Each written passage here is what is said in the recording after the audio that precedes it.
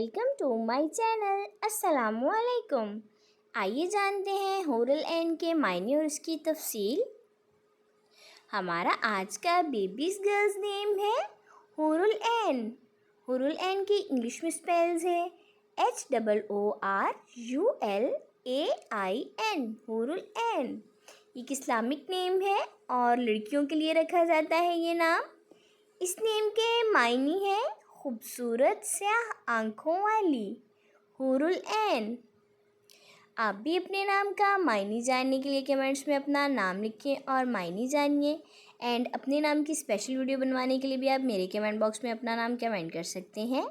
And please like the video, subscribe my channel and comment your name for meaning. Okay dears, फिर मिलेंगे new name new video के साथ। अपना ख्याल रखिएगा, दुआओं में याद रखिएगा। अल्लाह हाफिज़।